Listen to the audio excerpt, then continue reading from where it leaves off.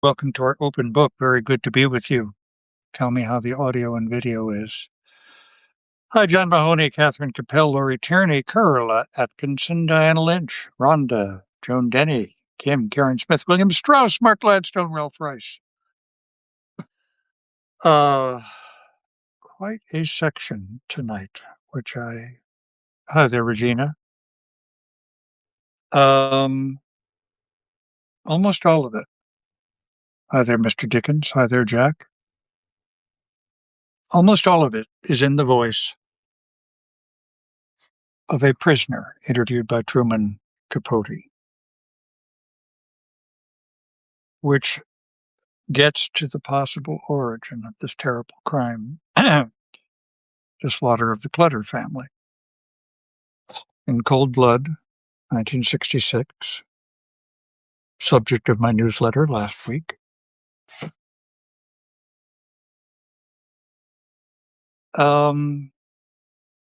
You'll appreciate Truman Capote's ear for dialogue.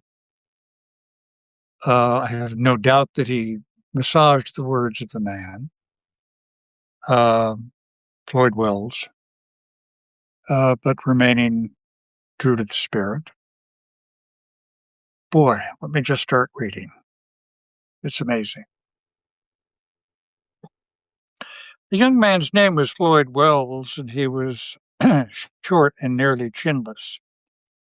He had attempted several careers as soldier, ranch hand, mechanic, thief, the last of which had earned him a sentence of 3 to 5 years in Kansas State Penitentiary. On the evening of Tuesday, November 17, 1959, he was lying in his cell with a pair of radio earphones clamped to his head. He was listening to a news broadcast, but the announcer's voice and the drabness of the day's events. Chancellor Adenauer arrived in London, President Eisenhower put in 70 minutes, etc., were luring him towards sleep. His drowsiness instantly vanished when he heard. Officers investigating the tragic slaying of 4 members of the Herbert W. Clutter family have appealed to the public for any information which might aid in solving this baffling crime. Clutter, his wife, and their 2 teenage children were found murdered in their farm home near Garden City early last Sunday morning. Each had been bound, gagged, and shot through the head with a 12-gauge shotgun.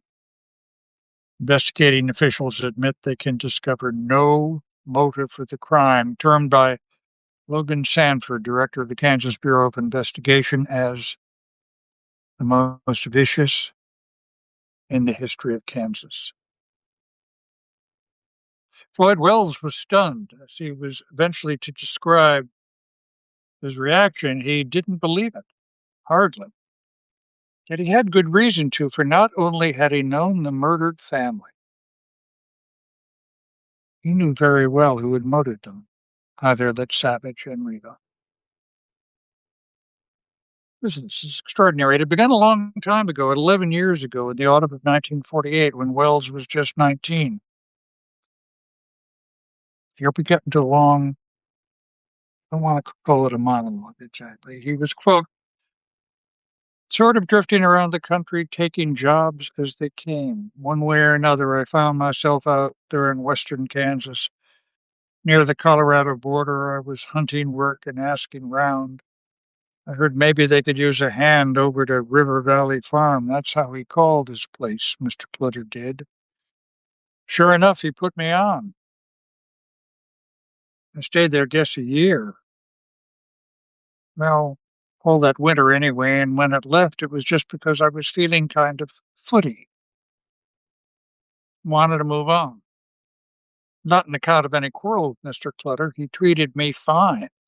Same as he treated everybody that worked for him. Like if you was a little short before payday, he always having you a 10 or a 5. He paid good wages, and if you deserved it, he was quick to give you a bonus. The fact is, I like Mr. Clutter as much as any man I ever met, the whole family. Mrs. Clutter and the 4 kids, when I knew them, the younger 2, the ones that got killed, Nancy and the little boy with wore glasses, they were only babies, maybe 5 or 6. The other two, one called Beverly, the other girl I don't remember, they were already in high school. A nice family. I never forgot them. When I left there, it was sometime in 1949. I got married, I got divorced, the Army took me, other stuff happened, time went by. In 1959, 10 years since I'd seen Mr. Clutter, I got sent to Lansing. That's where the prison is. Because of breaking into this appliance store, electrical appliances. What I had in mind, see, I wanted to get hold of some electrical lawnmowers. Not to sell, I was going to start a lawnmower rental business. That way, see, I'd have my own permanent little business. Of course, nothing came of it, except I drew a 3 to 5. If I hadn't, then I never would have met Dick. And maybe Mr. Clutter wouldn't be in his grave. But there you are, there it is. I came to meet Dick Hancock, of course. He was the first fellow I celled with. We celled together, I guess, a month. June and part of July, he was just finishing the 3 to 5, due for parole in August. He talked a lot about what he planned to do when he got out. Other times he mentioned this friend of his, Perry, fellow he used to cell with, and the big deals him and Perry might pull when they got together again. I never met him, Perry, never saw him. They'd already left Lansing. He was out on parole.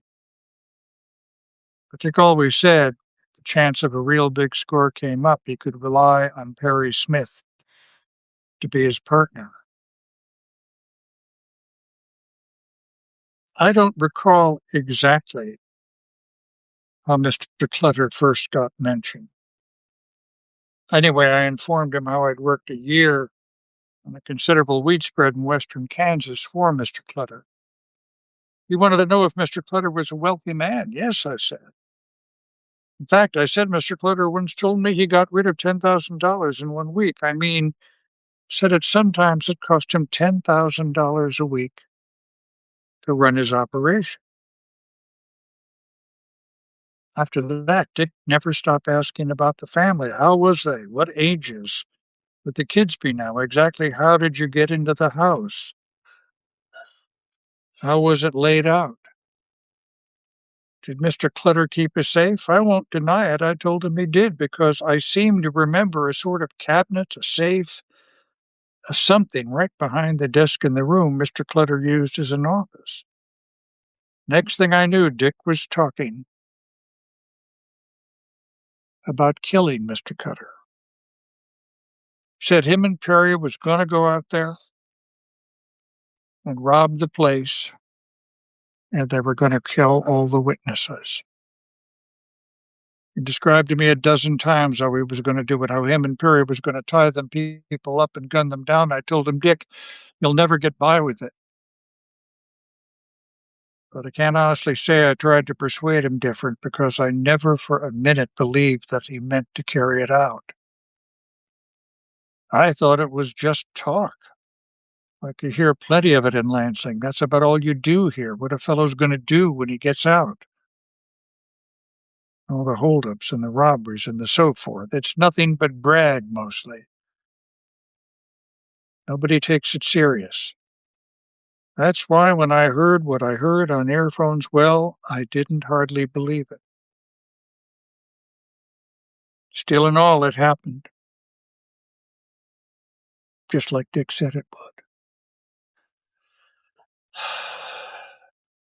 Then Truman Capote's voice comes in again. That was Floyd Wells' story, though as yet he was far from telling it. He was afraid to, for the other prisoners heard of his bearing tales to the warden, then his own life, as he put it, wouldn't be worth a dead coyote. A week passed. He monitored the radio. He followed the newspaper accounts. One of them read that a Kansas paper was offering a reward for $1,000 for any information leading to the capture and conviction of the person or persons guilty of the Clutter murders. An interesting item had almost inspired Wells to speak, but he was still too much afraid. And his fear was not solely of other prisoners. There was also the chance that the authorities might charge him with being an accessory. After all, it was he who had guided Dick to the Clutter's door. Certainly it could be claimed he had been aware of Dick's intentions. However one viewed it, his situation was curious, his excuses questionable. So he said nothing, and 10 more days went by. December replaced November, and those investigating the case remained, according to the increasingly brief newspaper reports, as bewildered, as virtually clueless as they had been the morning of the tragic discovery. But he knew. Presently, tortured by a need to tell somebody, he confided in another prisoner. A particular friend, a Catholic, kind of religious. He asked me, "Well, what are you going to do, Floyd?" And I said, "Well, I didn't rightly know." What did he think I ought to do? Well, it was all for me going to the proper people, so he didn't think I ought to live with something like that on my mind. And he said I could do it without anybody inside guessing I was the one told. Said he'd fix it. Hello, Jack. So the next day, he got word to the deputy warden, told him I wanted to be called out, told the deputy if he called me to his office on some pretext or another, maybe I could tell him who killed the Clutters. Sure enough, the deputy sent for me. I was scared, but I remembered Mr. Clutter and how he had never done me no harm. Now at Christmas, he'd give me a little purse with $50 in it. I talked to the deputy, then I told the warden himself. And while I was still sitting right there in the warden's office, he picked up the telephone. Wow. Of all places for that knowledge to begin to originate. Boy, I've been enjoying reading this. I hope you've enjoyed that. Yeah, well said, SR. Imagine that patchwork of interviews. So we will be traveling tomorrow on a train and unable to do open book, but we'll be back soon. I don't want to get ahead of myself, but I'm actually going to be playing myself in a movie shoot. So looking forward to that.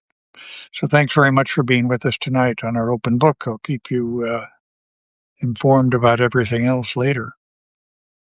And good to see everybody. Good to be with everyone today. Thank you, Lori Tierney and Lucy and Linda Graham. No, just a day and a half.